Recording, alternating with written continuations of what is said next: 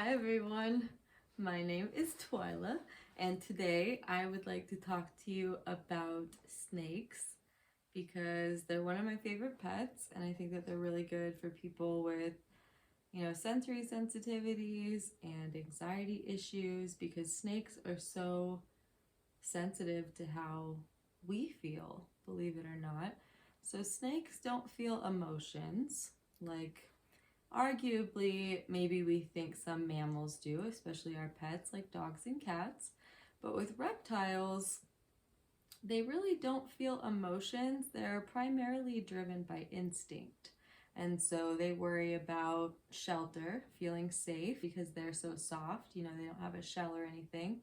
So a lot of snakes, especially ball pythons, boas, they like to have, boas like to be up in trees. Or in hides. And then ball pythons, they primarily live underground, at least in the wild. And so either way, snakes always kind of like to be tucked away and feeling safe. And so it's very important for us when we handle them to make them feel safe and make them feel confident that we know what we're doing as well. And so, our first instinct might be to be hesitant when picking up a snake because we don't want to hurt it, right? Well, the thing is, if we're hesitant, that snake will pick up on that hesitancy, and the snake doesn't really know where it's coming from. We might think we're just, trying not to hurt the snake, but the best thing to do, if you do know the snake, of course, this isn't for any strange snake that you're not familiar with, of course, but with one that you're familiar with, it's actually best just to pick them up. Pick them up very confidently because they seem to pick up on that confidence or lack thereof. So it's very important to go in confidently. Be careful going in from the top because you have to kind of think about who they have to worry about in the wild, and that's usually birds. And birds usually come from above in kind of this motion, so we want to avoid that.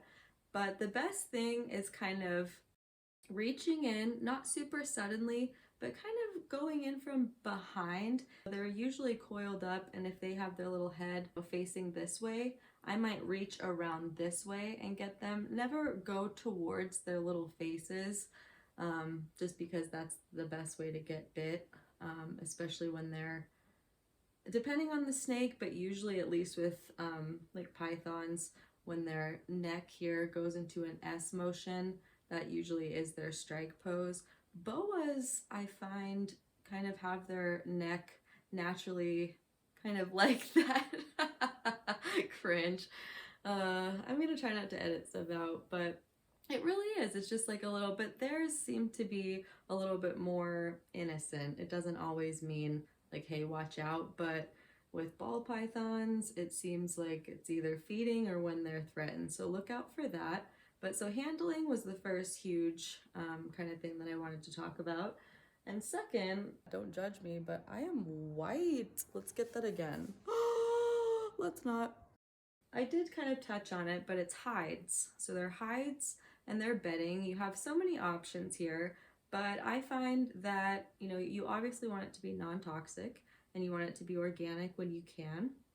And I liked coconut husk, but you just have to be careful with what kind of coconut husk you get because if it's too fine, their little respiratory systems are actually very, very sensitive. It's very similar to birds and things like that. And with snakes, because they're so low to the ground, you have to be careful that whatever bedding you get isn't going to kind of produce like a dust or a powder because they can't inhale that and it can really hurt their little respiratory system. So just watch out for that. But coconut husk I've found is the best. It's super absorbent. You can also use some moss in there. That really helps keep the humidity up as well. But for the bedding, you do want it to be dry because if it's too moist, they can get, I think it's called scale rot.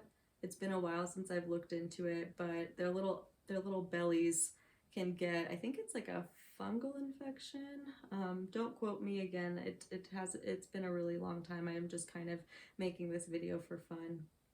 But So keep it dry, and then I usually tuck the moss kind of in the corners, kind of around the outer perimeter. And it does. I usually get a spray bottle, but if you do get a spray bottle, just make sure that you're putting warm water in there. And yeah, I wouldn't want to get misted with cold water because snakes usually they will be on their hot side, especially after a meal and things like that. So you just want to make sure that they feel very comfortable in their enclosure, and you don't want it to be too big because they're expensive. They really are. So if you do want to get an enclosure, am I going to be in the shot? Okay. If you want to get an enclosure that is bigger, that's totally fine, but I would recommend maybe blocking off half of it, just so if it is a baby snake, you can save money that way, but I wouldn't recommend leaving it completely wide open. You would think that that would be what they want, right? Probably just the more space they have, the better, but not necessarily. So we have to be careful and just give them plenty of hides. I recommend putting, well, everyone, it's not like I'm the reptile expert, but just all of my research that I did before I even got my snakes was, you want to have at least one on the hot side and one on the cold side. So that's hides and stuff. And I did touch on humidity, but you do have to really keep the humidity up, because if you don't, their sheds can really suffer. And also if your snake just isn't happy in its environment, you can have issues with it eating, and then obviously that's really detrimental to the snake itself. So humidity and temperature is very, very important, but moss really helps with that. So that's kind of like enclosure stuff. Moss, blah, blah, blah. So feeding. The main thing with feeding, you want to heat their food up, but as soon as you start heating their food up, sometimes even when you just pull it out of the fridge or the freezer, depending on where it's at, they will smell it almost instantly. Their senses of smell, depending on the snake, but most of them are much, much, much stronger than ours. So as soon as you do have that rat or mouse or whatever it is in the air, they're going to go into feeding mode, and then they're going to go into that instinct that I was talking about before, where they know that there's food. And so those little pits, when it comes to at least like a ball python, those little pits actually sense heat. So when they see something like that, see something kind of in their mind's eye, you can imagine they kind of paint a picture and kind of map it based on where those heat pits are detecting the heat coming from, and they can kind of make a 3D image in their brain. It's really impressive actually, but you don't want to get mistaken for the mouse, because we heat the mice up to just a little bit above 100 degrees, and humans are about 98.6. So do not be reaching in front of the snakes. Be very careful handling them. As soon as the feeding has commenced and the rats are in the air, just please be careful, because these are the times that I've been bit by snakes that I otherwise would have never been bit by. They weren't aggressive. We had very good rapport, very good trust. I don't know if you can call it rapport. I really do think that despite snakes not showing emotion, I think that they do develop a sense of trust, or a lack thereof, because they will act very differently depending on who's handling them. So that's been interesting. So while we're talking about enclosures and whatnot, you want to be really careful with what you clean the enclosure with, and you also want to be careful to rinse any soap or anything that might be residual on those items, whether it's the leaves that are in there, if you're using like synthetic plants, or their hides that you get from the store or an order or whatever it is. Definitely make sure to wash that, because you really don't know what's on there, and snakes are just so sensitive. They're sensitive to pretty much every kind of chemical, anything with a smoke, a vapor. You don't want to be burning candles, you don't want to be vaping, like incense. If you guys like that, definitely reconsider getting a snake or a bird, because they have such sensitive respiratory systems, like I was mentioning before. And I'll try to post a list that I compiled. I think I posted it on Tumblr a few years ago. I can try to track it down and maybe put it in the description, of just a list of toxic everyday things that we might have in our house that's actually really bad for snakes. So, but like I said, pretty much any kind of cleaners, anything with a strong smell, it's probably not going to be great for snakes. And I would recommend always putting them in another room if you're going to be cleaning, especially with floor cleaners, nail polishes, nail polish remover, resin, anything with a really strong odor, not for snakes. So, picking a snake, like what kind of snake do you want? I can say that in my experience, getting them out of the egg has been very beneficial. There was one of mine that I didn't get out of an egg just because he was such a beautiful boy. Luckily he was very sweet, but you could tell he was he was a lot more timid than the others. And so there's no problems there, but if you want a snake that's more interactive, it's just like anything else, right? You want to be building rapport from the start and building that trust, and getting them right out of the egg is, I think, the best way to do that. So I never had problems with Temperament with any of my snakes, but I love ball pythons. I think that they're really cuddly, they're very mellow, they're very lazy, because in the wild they stay underground for I think like 16-ish hours a day. I'm gonna have to put that as a little text if I'm wrong, but I find that my boa was a bit more active. I had an albino Key West little boa named Clementine, and she was very outgoing, I would say. And this isn't going to be like all boas or like that, or ball pythons, but I do think that certain species have different temperaments, and ball pythons are great for beginners. They're a little bit more forgiving as well, so definitely look all that stuff up, but I would recommend one of those too. They are really sweet snakes if you get them out of the egg. Of course, you're not guaranteed a sweet snake. Even if you do get it out of the egg, they're just like humans in the way that they're all very unique, and they're going to have different genetics, and that does play into behavior.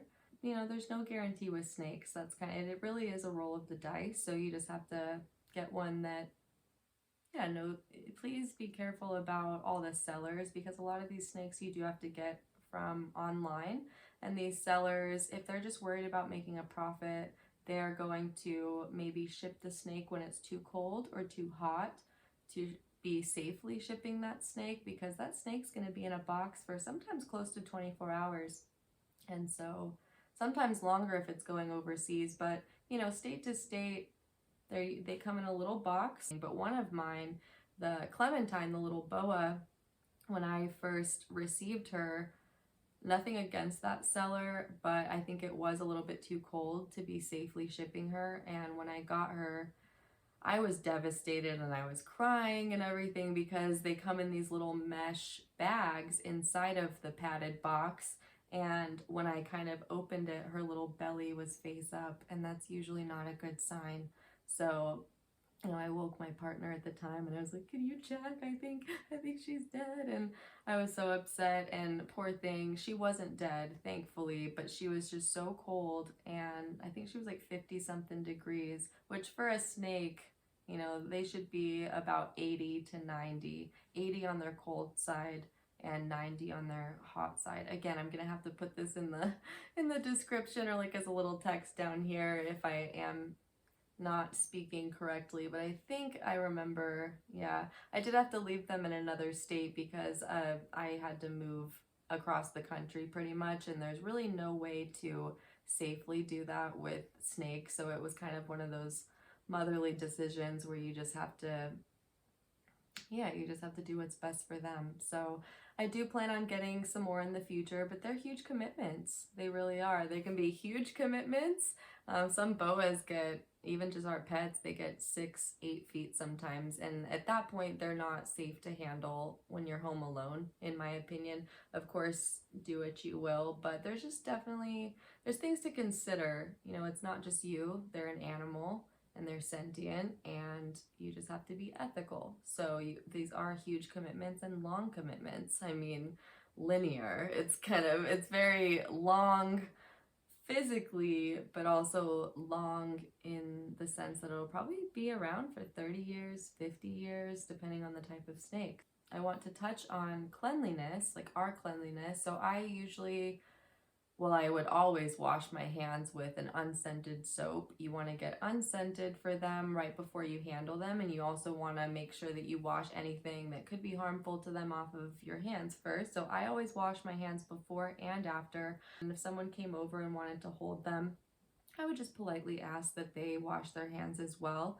And then afterwards, you want to use an antibacterial soap on your hands. And if you're touching your phone, filming or taking pictures or whatever, because snakes are cool, nothing wrong with that. Or if you let them climb on things, I would lay a blanket down just because, well, they're feeding sometimes if they squeeze too hard.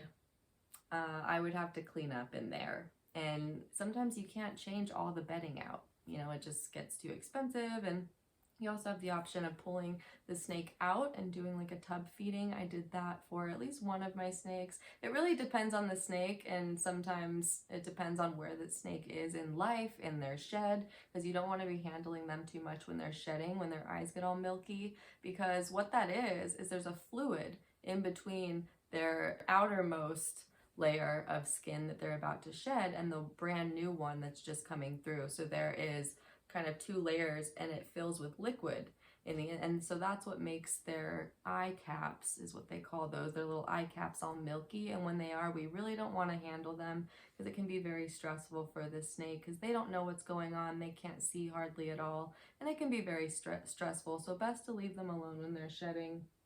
I don't really remember where I was going with that, but I was just talking about cleanliness. You don't want to be handling them and taking them in and out of enclosures and stuff like that when they are shedding. So it's not always realistic to feed a snake outside of their enclosure. And some snakes are a lot more particular when it comes to food, and you might have some food issues with certain snakes, and then other snakes of yours take the rat every single time, boom, boom, boom. And then some snakes you might have to reheat the rat, a couple times, and if that doesn't work, you don't want to keep reheating it because that's not safe for the snake anymore. So you need to, just try again in a few days. You don't want to be offering food every day because that can stress the snake out. And speaking of that, again, it depends on the snake, but especially with larger snakes, you really want to be hesitant with live food because the food, whether it's a large mouse or some snakes even eat rabbits and stuff like that, it can start fighting back. And if that rodent,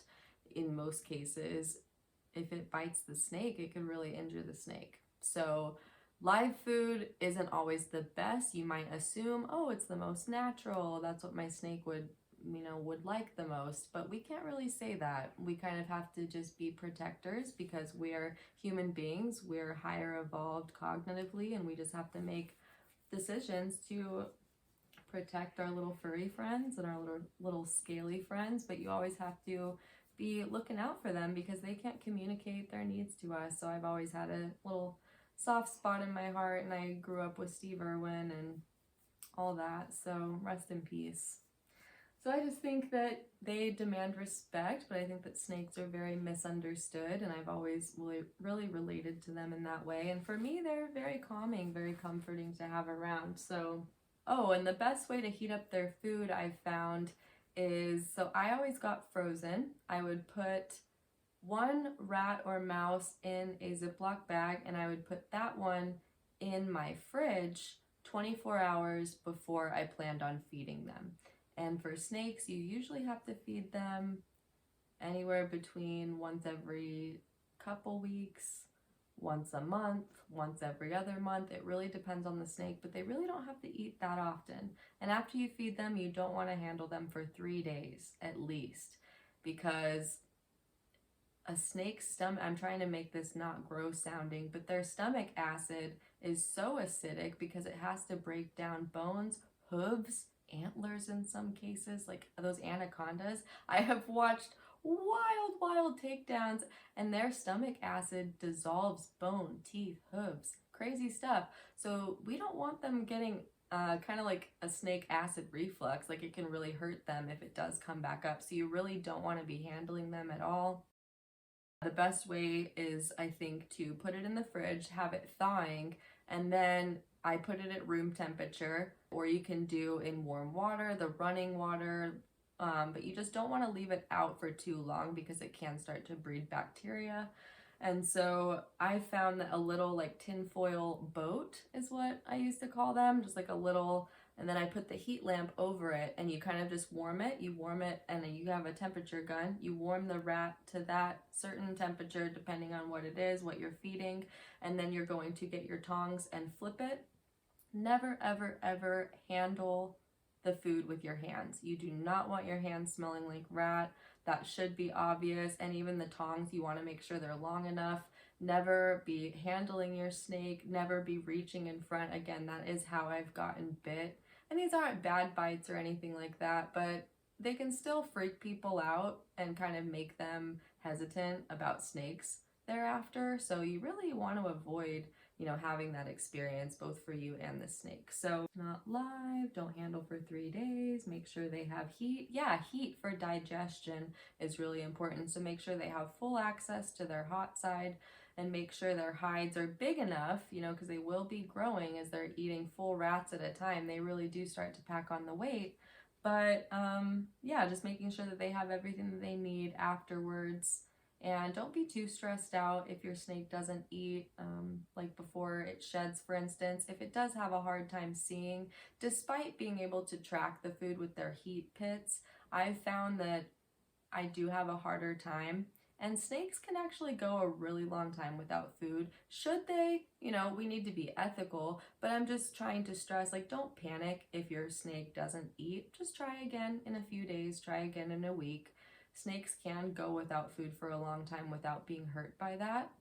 They're amazing. They really are amazing animals. So just trust the snake because they're going to be able to pick up on that confidence, that trust, and that mutual respect. So I kind of touched on sheds, but if you are having any problems with sheds, depending on the snake, all of mine tolerated baths just fine. You would have to kind of soak them.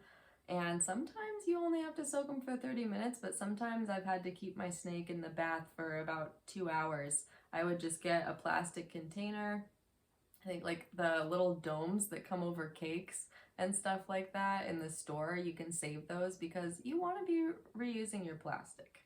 Like, people don't reuse plastic, and I think that it's not supposed to be in this video, but you really just keep your eye out for things like that because you might need to soak. You might need to soak your snake, and it's a lot more comfortable if you can put a towel down, do a nice little bath on the bed so you can be holding the snake and just watching TV or whatever it is, and then you can kind of help that snake get out. Never, ever, ever pull on the shed, because that's their skin. But you want to always make sure that it gets off the tip of their nose, their little eye caps, and the tip of their tail. You really want to watch those because those can get stuck when they shed. But yeah, you can give them baths. I think it's kind of cute. You just always have to be careful. Give them something. I usually like put one of their little hides, something heavy at the bottom, just so they're not slipping all over. You need to give them something to kind of perch up on just so they can keep their little head above the water because they're so small, like, and they don't really know what's going on, so we just have to make them feel comfortable. Oh, how can you tell between a boy and a girl snake? Okay, I'm gonna have to chop this out. I'm not even gonna get into that in this video, actually. The little things inside you can either probe the snake or you can kind of, I don't want to say like flip it inside out. It doesn't hurt the snake, but you do have to kind of like push and kind of see don't try it. You should always know from the breeder, I mean, obviously if you really know what you're doing and you're an adult and you feel confident, like, I can't tell you what to do, but I'm just saying generally people aren't just checking the genders of their snakes themselves because you really do know you have to know what you're doing, and there is a very, very minute difference. So, and then I was just gonna do like a little bonus to conclude this.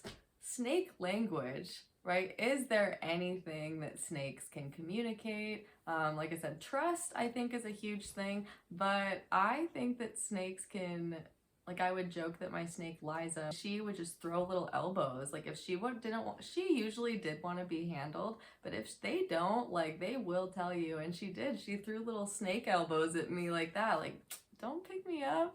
But it's funny. So they can communicate little things like that. You just have to know your snakes. And some of them are more adventurous. Some of them are more timid. Some want to explore. Some want to just be you know, tucked right in here, or they like going in your sleeves sometimes. They really like to just feel snug.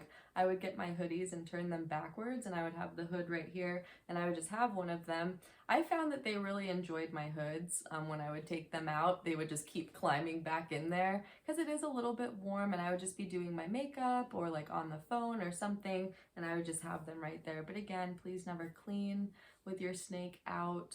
Be very, very careful. Burning anything, vaping anything.